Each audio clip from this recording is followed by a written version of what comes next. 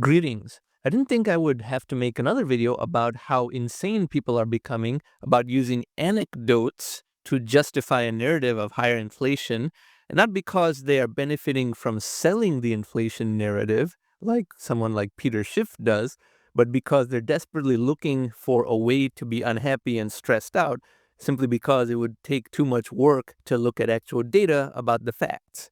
You can see my video in the upper right-hand corner here about why not to use anecdotes as a measurement of inflation, because out of 500 plus different consumer items, there will always be one that is rising a lot, but there will be many that are also falling.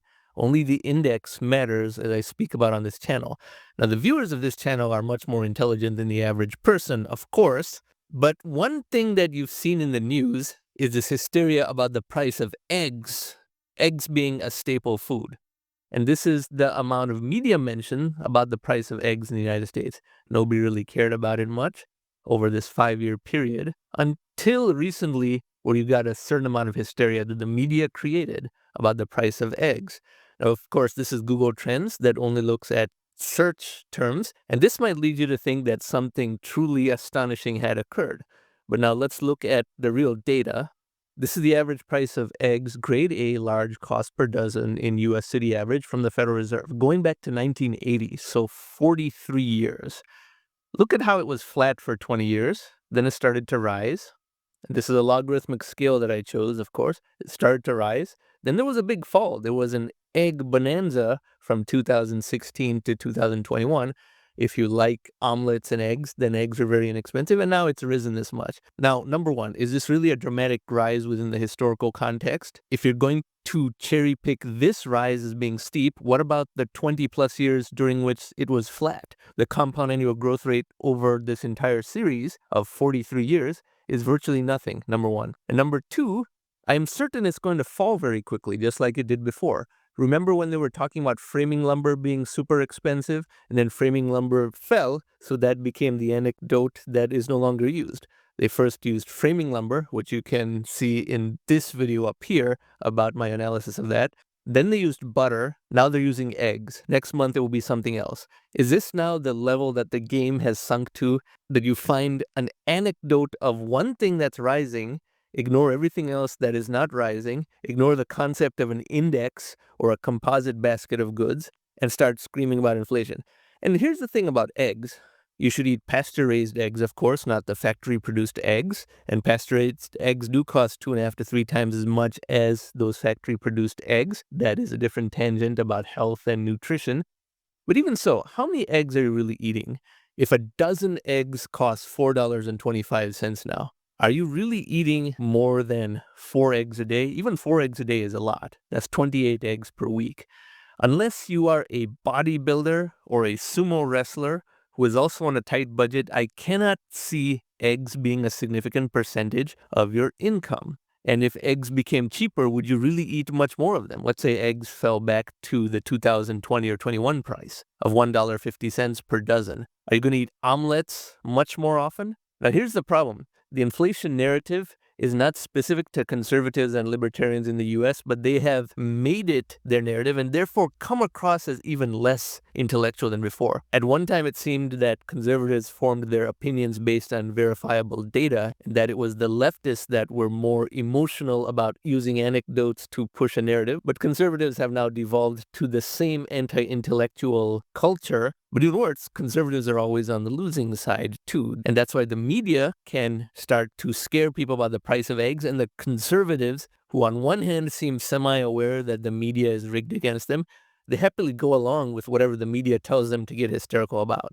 I mean, there are actually people losing sleep about the price of eggs because of this rise here, which is not unusual considering the entirety of this series. They're losing sleep over this. This is funny. This is actually funny. Now, if you go to a conservative website like Instapundit, you see how anti-intellectual a formerly intelligent website has become.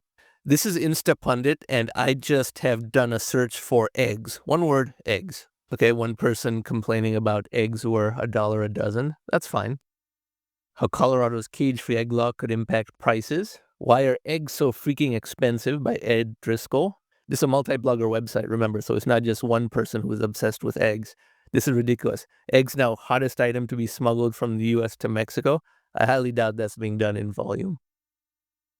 Eggs are $8, but White House wants you to know inflation is gone. So number one, it's not $8. We just saw it's $4.25. Number two, why is this a political partisanship thing? So let's click on this article. This is even more ridiculous. Now, this is written by Steven Cruiser. Now, if someone who's secretly a Democrat were hired by Democrats to try and make Republicans get distracted by meaningless scare memes, while the important things are things Republicans are distracted away from, such as winning elections or legislation, you could hardly choose any set of actions different than what Steven Cruiser does. So if you read everything he's written, you'll see this pattern. Eggs are $8. Again, that's bogus. But he wants you to make that into a partisan thing. And you can read all this. It's crazy how, oh, eggs are gone and now we're not going to ever have omelets anymore and so forth. It's beneath the dignity of the intelligent viewers of this channel to even rebut this line by line. But the point is, how can they be hysterical about something so anecdotal that can't possibly be a significant portion of your expenditures? If you really want to look at inflation, that is one of the main themes of this channel. The thing to look at is the Goldman Sachs Commodity Index, which over 10 years has been in deflation, but even over 3 years, you can see commodities had a brief peak and have been falling for quite some time. So rather than being happy that oil prices are falling and natural gas prices are plunging, these Republican conservatives are screaming about the price of eggs because eggs are such a huge portion of someone's budget. Unless you're a college student who's also a bodybuilder or a sumo wrestler who's actually trying to eat 48 eggs a day, I don't see how this can possibly be any sort of mathematical justification to get hysterical. Eggs are simply not a large part of your expenditure. And how can you connect the price of eggs to the Federal Reserve? Remember, they are so brainwashed into thinking that Federal Reserve money printing causes inflation, even though the U.S. Federal Reserve is only 1/4 of the entire world's money printing, that they're connecting this to Federal Reserve money printing, which actually began in 2009. So if you want to look at the price of eggs from the start of quantitative easing in the U.S. to present, you would have to take this price and then annualize it, and it's still not a high percentage growth rate. But then what happens when the price of eggs falls again, as we saw with framing lumber? So the moral of the story is, don't get whipped up by these anecdotes, because every month there will be a different anecdote. Once the price of eggs falls, they will find something even more ridiculous, because conservatism and libertarianism in the U.S. has become intellectually bankrupt, and whining about non-existent inflation to the extent of cherry-picking anecdotes and ignoring an intelligent method of looking at inflation through an index that is a composite of all goods is what they have devolved down to. They have sunk down to this level of trying to scare everyone about the price of eggs. I didn't think adults could be this hysterical about an anecdote, because there's always going to be another anecdote. And next month, like I said, there will be something else. Anyway, I hope you found this video to be informative, and if you like this type of content, I encourage you to subscribe to this channel. Thank you very much for watching.